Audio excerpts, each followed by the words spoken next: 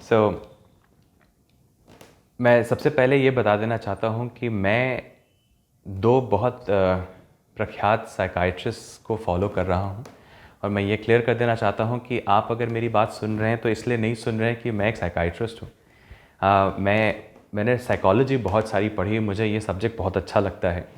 और उसके चक्कर में मैं पिछले 19 सालों से एक काम कर रहा हूँ, और वो ये है कि मैं इलाहाबाद में चोरी छिपे सपोर्ट ग्रुप्स रन करता हूँ, जिनको कि लोगोफिलिया पब्लिक स्पीकिंग प्रोग्राम के नाम से जाना जाता है। सपोर्ट ग्रुप्स जो लोग नहीं जानते हैं, उनके लिए अगर आप अमेरिका की बात करें तो वहाँ पे एक बड़ा मशहूर सपोर्ट ग्रुप है जिसे अल्कोहलिक्स अनोनिमस कहते हैं। कि जब किसी इंसान को अल्कोहलिज्म की समस्या हो जाती है तो वो सीधे सीधे अल्कोहलिक्स अनोनिमस में जाता है, जहाँ पे उनके बारे में भर्त्सना नहीं करी जाती, जहाँ पे उनके बारे में उनको सपोर्ट दी जाती है। वहाँ पे वो अन्य लोगों के संग मिलते जुलते हैं जिनको कि ये समस्या है।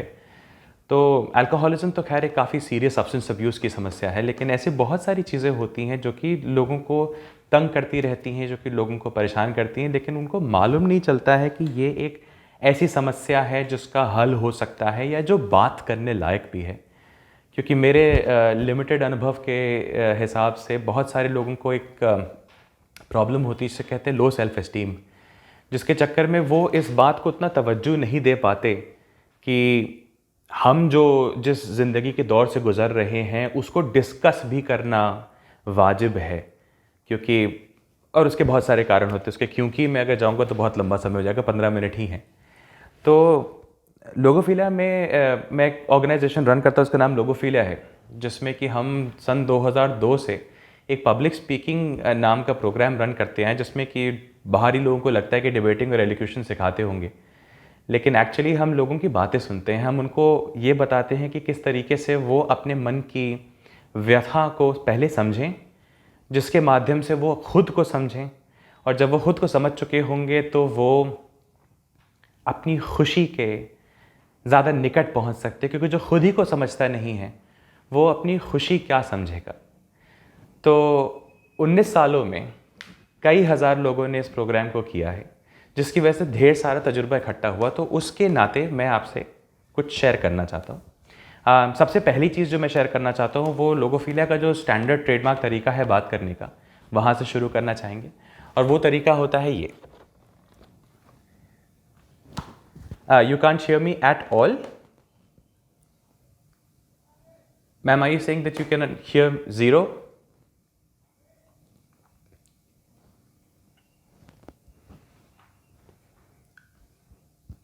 All right, so may I continue? Yes.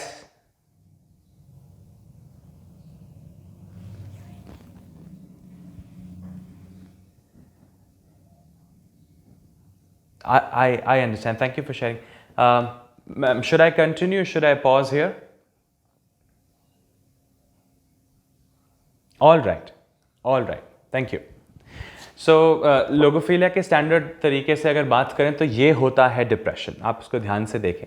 किसी भी चीज़ को समझना हो तो उसके शब्द को समझना ज़रूरी है। मुझे बहुत खुशी है कि डॉक्टर वाजपेयी और डॉक्टर टंडन ने इतने अच्छे तरीके से इस बात को समझाया। उसी बात को आगे बढ़ाते हुए, डिप्रेशन एक लैटिन का शब्द है, ये 3 पार्ट से आता है, DE, प्रेस और ION, जिसमें DE का लैटिन में मतलब होता है नीचे यानी डाउन, प्रेस का मतलब होता है दबाव यानी स्ट्रेस, और ION का मतलब होता है कंडीशन। तो वो कंडीशन जिसमें कि आप दबा हुआ महसूस करते हैं उसे बोलते हैं depression. That's the basic concept. थोड़ा सा अगर मैं आपको आगे ले जाऊं तो मैं आपको एक और चीज़ दिखाना चाहता हूं, जो कि है ये, इसको बहुत ध्यान से देखिए। अब ये एक छोटा सा ग्राफ है जिसमें कि ह्यूमन दशाएं दिखाई हुई हैं। ये जो बीच वाली लाइन है इसे कहते हैं एवरेज मूड। कोई भी इंसान अगर एग्जिस्ट कर रहा है तो उसका एक एवरेज मूड होता है, जिसका मतलब वो ना तो खुश है ना ही दुखी है, नाइदर हैप्पी नॉट सैड। अगर उस इंसान का मूड एलिवेट होता है तो वो इंसान ऊपर चला जाता है अच्छे मूड में, जिसे पॉजिटिव मूड कहते हैं। अगर इसको बिल्कुल बोलचाल की भाषा में कहेंगे तो बिल्कुल बोलचाल की भाषा में ये चीज़ होगी हैप्पीनेस। अगर वो इंसान नीचे चला जाता है एवरेज मूड से, so that person goes into a negative mood which can be anywhere ranging from basic irritability to sadness.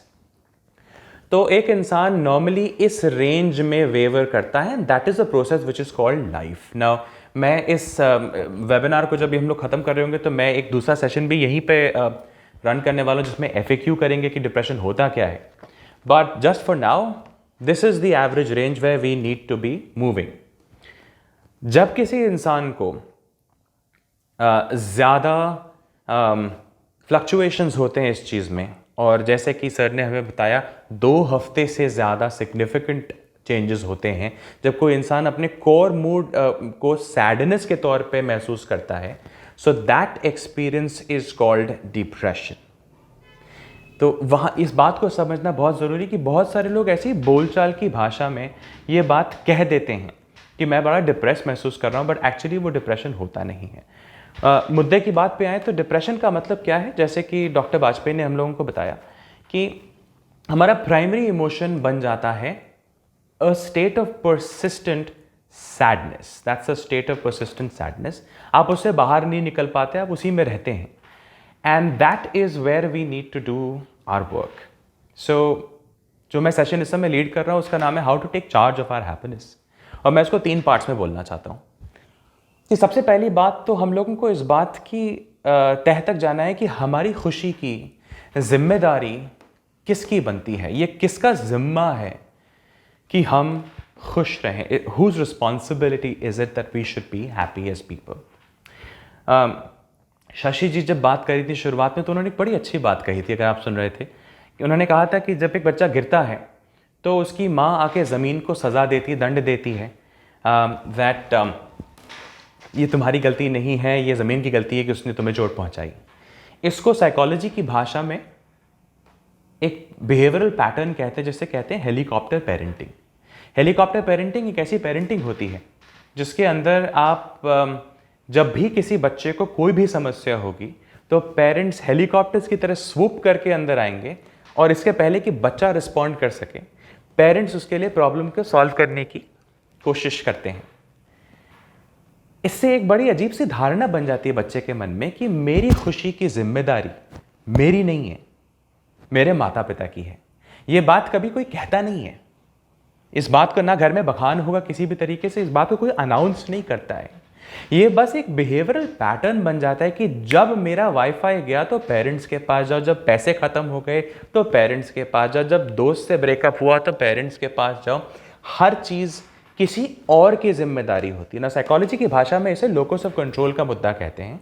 आपकी ज़िंदगी के कंट्रोल का जो लोकेशन है, अगर हाई सेल्फ एस्टीम इंसान है तो वो खुद में होना चाहिए, क्योंकि अहम ब्रह्मास्मि होता है, खुद में होना चाहिए. अगर ऐसा नहीं है और आपको हेलीकॉप्टर पेरेंट किया गया कि आपकी हर मुमकिन कोशिश करी गई है आपको खुश रखने की, आपकी हर नीड को पूरा किया, जितने मर्जी पैसे आपको फ्री में दे दिए गए हैं, उससे आपकी सेल्फ एस्टीम नीचे हो जाती है, क्योंकि आपकी खुशी खोखली है, आप उनके सपोर्ट के मोहताज बन जाते हैं, जिसकी वजह से आपका लोकस ऑफ कंट्रोल इंटरनल होने की जगह एक्सटर्नल हो जाता है.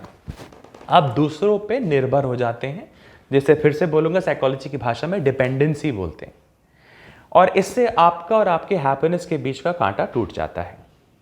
So that's the first part of what I want to talk about, कि अगर किसी इंसान को एक रीजनेबली हैप्पी इंसान को रेज करना है घर में, तो उसकी ज़िंदगी से उसको जूझने दीजिए, उसको वंचित मत रखिए इस इमोशन से, बिकॉज ये सबसे बड़ी डिससर्विस है जो कि कोई भी इंसान कर सकता है. Allow the person to be able to deal with whatever comes through that person's way. That's point number 1. Now, मान लीजिए कि ये वाला पार्ट हो गया कि पेरेंट्स ने हेलीकॉप्टर पेरेंटिंग करना छोड़ दिया, तो अब बच्चे के पास बहुत सारी समस्याएं आएंगी, बच्चों के पास बहुत सारे चैलेंजेस आएंगे, जिसे हम छोटे शब्दों में ज़िंदगी बोलते हैं. तो अगर ज़िंदगी हमारे सामने आएगी तो ये कहीं भी नहीं लिखा है, किसी भी ग्रंथ में नहीं लिखा है कि ज़िंदगी में हमें खुशी मिलनी ही मिलनी चाहिए. ज़िंदगी तो उतार चढ़ाव का एक सफ़र होता है, जिसके अंदर हमें अगर ख़ुद को खुश रखना हो तो हमें 2 चीज़ें करनी पड़ेंगी. मैं आपको इसकी थ्योरी भी देने वाला हूँ, मैं आपको उसका प्रैक्टिकल भी देने वाला हूँ, और समय के अंदर रहने का पूरा प्रयास है. सबसे पहले थ्योरी क्या है? खुशी, जिसे हम साधारण तौरों पे अंग्रेज़ी में हैप्पीनेस बोलते हैं, खुशी को बहुत आसान होता है मिसअंडरस्टैंड करना. खुशी को मिसअंडरस्टैंड करना बहुत आसान होता है. मैं अपने पब्लिक स्पीकिंग प्रोग्राम में बहुत सारे लोगों से पूछता हूँ कि आपको खुशी किस चीज़ से मिलती है, तो उनका कई बार जवाब आता है कि हमें खुशी मिलती है खाने से, हमें खुशी मिलती है सैर पे जाने से, वेकेशंस लेने से। ऐसे कई लोग होते जो बोलते हैं कि उनको चीज़ें ख़रीदने से खुशी मिलती है। हमने किसी से पूछा कि आपको क्या चाहिए, तो उन्होंने कहा हमें मर्सिडीज़ गाड़ी चाहिए। इसका बहुत बड़ा नुकसान है, आप इस बात का ख़तरा प्लीज़ आराम से ध्यान से समझें। अगर कोई इंसान बोलता है कि उसको किसी वस्तु से खुशी मिलती है, तो वो खुशी को प्लेजर से कंफ्यूज कर रहे हैं। खुशी और प्लेजर दोनों बहुत अलग चीज़ें होती हैं। प्लेजर एक ऐसी चीज़ होती है जो मटेरियल कंजम्पशन से आती है। प्लेजर एक ऐसी चीज़ होती है जो कि इंद्रियों के परसेप्शन से आती है। 5 इंद्रियां होती हैं हमारी, उन पांचों का जो रिस्पॉन्स होता है, अगर कोई चीज़ देखने में सुंदर लगती है तो प्लेजरेबल है, सुनने में अच्छी लगती है तो प्लेजरेबल है, चखने में अच्छी लगती है, छूने में अच्छी लगती है, सूंघने में अच्छी लगती है तो प्लेजरेबल है। Pleasure and happiness are not to be confuse, they are very different things. That's point number 1। ऐसे बहुत सारे हैं। क्या आप ये समझते हैं कि एक चीज़ होती है, इसे कहते हैं फन। आप पूछ रहे हैं किसी से कि आप क्या कर रहे हो, तो वो बोलते हैं I am just having fun. Is fun the same thing as happiness? It's not. Fun और हैप्पीनेस बहुत अलग चीज़ें होती है। फन छिछला होता है, it's a shallow emotion. Happiness deep होती है। हैप्पीनेस के कई प्रकार होते हैं, जॉय भी होता है, ब्लिस भी होता है। कई लोग होते हैं जिनको बड़े दिनों से कोई कष्ट होता है। मान लीजिए कि आप एक ऐसी जगह में रहते हैं जिसको आप पसंद नहीं करते, तो आप बहुत दिन तक कष्ट झेलने के बाद जब फाइनली आप उससे बाहर निकलते हैं, तो क्या आपको हैप्पीनेस होती है? नहीं, आपको रिलीफ होता है। इन दोनों चीज़ों को कंफ्यूज नहीं किया जा सकता, because these concepts have to be understood. If the focus of our life is the pursuit of happiness, as the Constitution of America so eloquently puts it, अगर हमारी ज़िंदगी का फोकस हैप्पीनेस पाना है, तो हैप्पीनेस को समझना बहुत ज़रूरी है। हैप्पीनेस क्या होता है? आप मान लीजिए कि आपके भाई बहन हैं, वो कुछ सालों से या कुछ महीनों से किसी बोर्डिंग स्कूल में पढ़ रहे हैं, आप बड़े दिनों के बाद उनको देखते हैं, तो जब वो दरवाजे पे आके खड़े होते हैं, आप पहली बार उनको देखते हैं, तो आपको एक कॉम्प्लिकेटेड मैशवर्क ऑफ इमोशंस महसूस होता है, जिसके अंदर ग्लैडनेस भी है, जिसके अंदर मेरीमेंट भी है, because there are more people now, so the more the merrier. There are lots of things that happen. और जब वो सारा कुछ सेटल कर चुका होगा और शाम को आप बैठे हुए अपनी ज़िंदगी के अपने उस दिन का मूल्यांकन कर रहे होंगे, तो जो इवैल्यूएशन आपका निकलेगा उसे हैप्पीनेस बोलते हैं। Happiness is an evaluation of the fact that your life today is in alignment with your desires. Happiness is an evaluation and acknowledgement of the fact कि जो आप जिंदगी में चाहते हैं, जिस किस्म की चीज़ें आप चाहते हैं, वो आज के दिन आपको मिल रही हैं। ये एक इम्पल्सिव रिस्पॉन्स नहीं है, ये एक डिलेड रिएक्शन है, ये एक इवैल्यूएशन है। रोलर कोस्टर पर बैठने से हैप्पीनेस नहीं मिल सकती। रोलर कोस्टर पे बहुत सारे लोगों के संग रहने के बाद शाम को जब आप दिन के बारे में सोचते हैं, तो वो रिफ्लेक्शन जो आपको करते हैं कि आज मेरा दिन कैसा था, आप कह सकते हैं कि वो हैप्पीनेस थी। रोलर कोस्टर पे थ्रिल मिलती है, ये भी एक शब्द है जो कि हैप्पीनेस से कंफ्यूज कर सकता है। रोलर कोस्टर पे एक्सटेसी मिलती है, जो हाइटेंड एड्रेनलिन वाली फीलिंग्स हैं, ये हैप्पीनेस नहीं है। तो मैंने 2 बातें कवर करी हैं। पहली बात, आपकी खुशी की जिम्मेदारी आपकी खुद की है, क्योंकि जो इंसान खुद को खुश नहीं रख सकता, वो ना तो किसी और को खुश रख पाएगा और ना ही कोई और उसे खुश रख पाएगा, क्योंकि ये इंसान अनप्रेडिक्टेबल है। फिर वो अपने पेरेंट्स के और अपने बचपन की चीज़ों से ज़िंदगी को कंपेयर करने में लगा पड़ा है, और ये कभी मालूम ही नहीं चलेगा कि कहाँ पे गलती हो गई। So that's point number 1। आपकी खुशी की जिम्मेदारी केवल आपकी है, ना ही आपके घर वालों की है, ना ही आपके बॉस की है, ना ही आपके दोस्तों की है, बस आपकी है। खुद को खुश रखना आना चाहिए। पॉइंट नंबर 2, हैप्पीनेस किसी और इमोशन से कंफ्यूज ना करें। हैप्पीनेस इज एन एवैल्यूएशन की ज़िंदगी उस अलाइनमेंट में चल रही है जिसको कि हम चाहते हैं।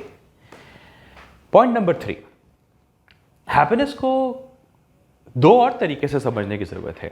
डॉक्टर सौरभ टंडन ने बहुत अच्छी बातें करी, जिसमें एक सेगमेंट डिवोटेड था केमिस्ट्री की तरफ। हमारी हैप्पीनेस एक लेवल पे, अगर ब्रेन के लेवल पे समझा जाए, तो केमिकल होती है।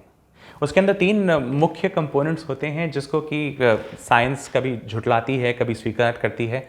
तो कहना ज़रूरी है उस बात को कि अगर हमें सुबह उठ के कुछ काम करने का मन करता है, तो इसका मतलब है कि हम डिप्रेस नहीं। याद रखिए कि डिप्रेस इंसान को कुछ नहीं करने का मन करता है, उसको अंधेरे में बैठने का मन करता है, उसको लोगों से बात करने का मन नहीं करता है। बहुत सारे लोग बड़े आराम से डिप्रेशन शब्द यूज़ कर देते हैं। डिप्रेशन का सबसे पहला लक्षण होता है फोटोफोबिया और फोनोफोबिया, जिसका मतलब क्या है, ना लाइट अच्छी लगेगी ना साउंड अच्छी लगेगी। अगर आपको सुबह उठ के कुछ करने का मन करता है तो इसका मतलब आपके मोटिवेशन लेवल्स फाइन है। मोटिवेशन लेवल्स फाइन है का मतलब है कि आपके ब्रेन द्वारा एक न्यूरोट्रांसमीटर सिक्रीट हो रहा है जिसे डोपामिन कहते हैं। ये बात जाननी ज़रूरी है कि डोपामिन रिलीज़ करने के लिए एक मेहनत करनी पड़ती है, वो अपने आप से उस मात्रा में रिलीज़ नहीं होता है। एक दूसरा भी केमिकल होता है जिसको कि फोक साइकोलॉजी में, पॉपुलर साइकोलॉजी में खुशी का हार्मोन बोलते हैं, जिसे कहते हैं सेरोटोनिन। सेरोटोनिन अगर आपके ब्रेन में रिलीज हो रहा है तो इसका मतलब है कि आपको वेलनेस और हैप्पीनेस जैसे इमोशंस आएंगे। सेरोटोनिन रिलीज करवाने के कई तरीके होते हैं, उनमें से कोई भी तरीका आराम से बैठ के कुछ ना करने से नहीं होता है, इसके लिए कुछ करना पड़ता है, ये इंडल्जेंट हैप्पीनेस होती है। तीसरा होता है नॉरएपिनेफ्रिन या नॉरएड्रेनालिन। तो इन तीनों को जब आप समझेंगे तो आपको ये समझ में आएगा कि ऐसे लोग होते हैं जिनको ये बात समझ में आती है कि हैप्पीनेस पाने के लिए सुबह उठ के अपने शरीर को मोशन में डालना ज़रूरी है।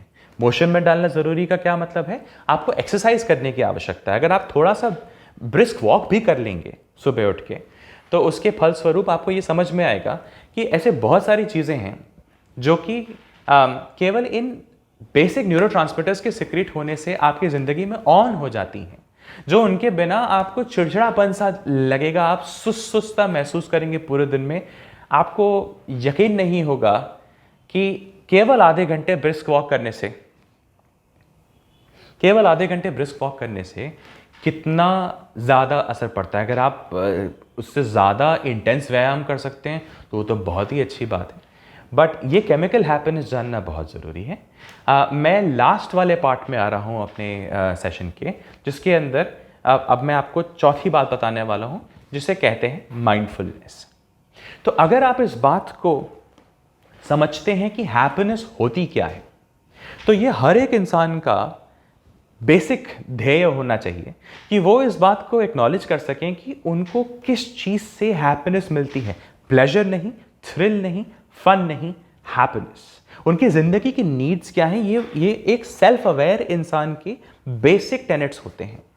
ये बातें पता नहीं क्यों स्कूल में नहीं सिखाई जाती। मुझे ये बात किसी भी सब्जेक्ट से ज़्यादा ज़रूरी महसूस होती है। अंडरस्टैंडिंग ऑफ द सेल्फ, जैसे अलेक्जेंडर पोप ने कहा था, बहुत इंपॉर्टेंट होती है।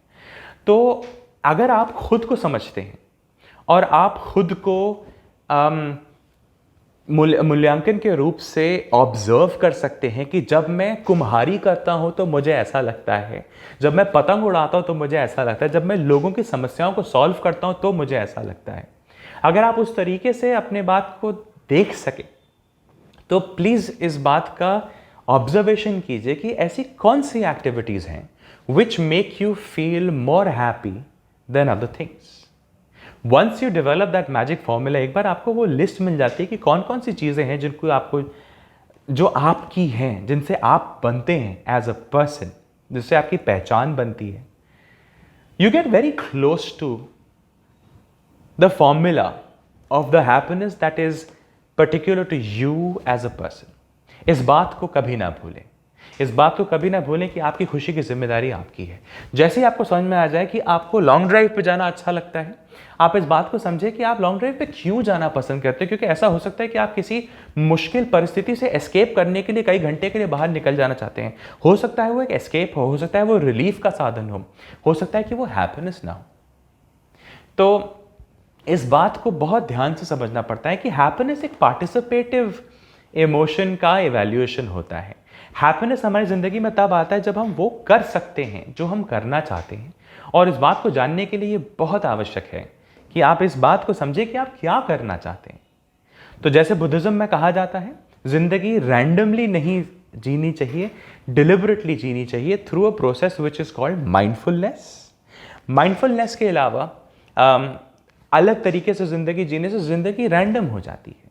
अपनी ज़िंदगी है, खुद से पार्टिसिपेट करने का अपने आप को मौका दीजिए। अपने आप से हमेशा एक सवाल पूछें, मैं क्या कर रहा हूँ, मैं क्यों कर रहा हूँ। ये सवाल आप दिन में कई बार भी पूछ सकते हैं अपने आप से। मैं क्या कर रहा हूँ, मैं क्यों कर रहा हूँ।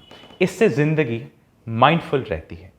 अगर आपकी ज़िंदगी माइंडफुल है तो आप एक लेवल पे पहुँचेंगे जहाँ पे आपको ये बात समझ में आएगी कि जब आप किसी इंसान को ना बोलने से झिझकते हैं, किसी इंसान ने आपसे कहा कि तुम जाके ये करो, वो हो सकता है एक बहुत छोटी सी चीज़ हो कि जाके सब्जी लेके आओ, आपके लिए एक बहुत इंपॉर्टेंट चीज़ होने वाली थी, आप एक वेबिनार में पार्टिसिपेट करने वाले थे, आपको उसी समय बोल दे जाके सब्जी लेके आओ।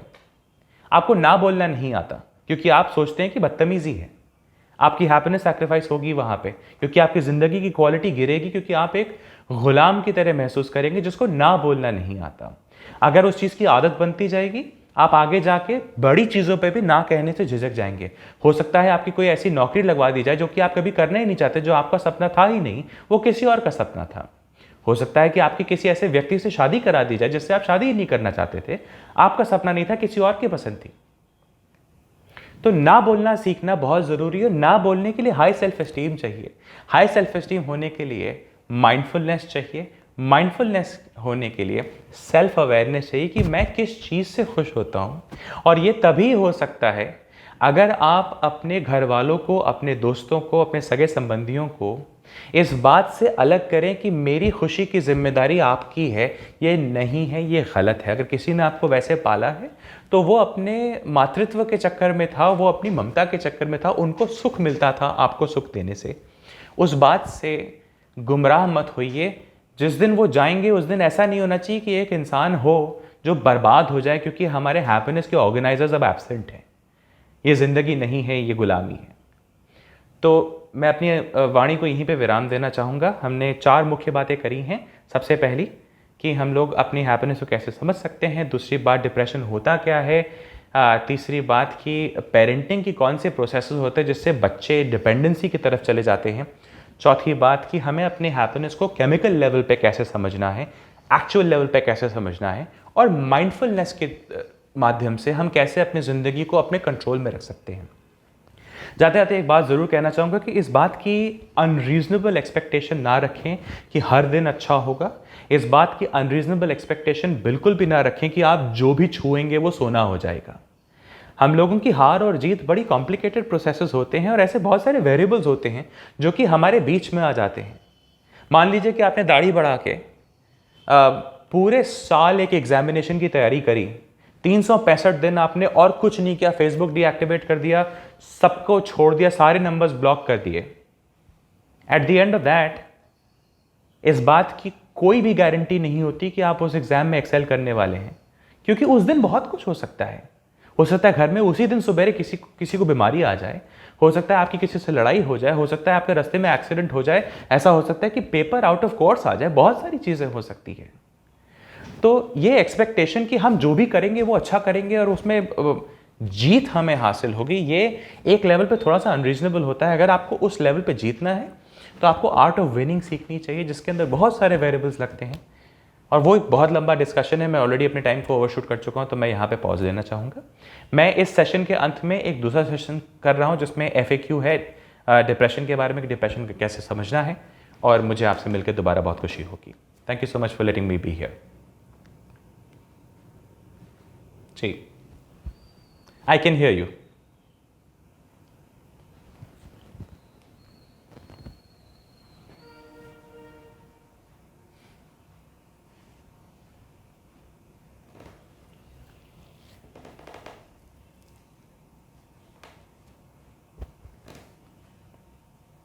Check.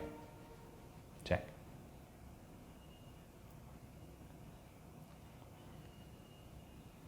Yes. Yes. Yes. Thank you for having me.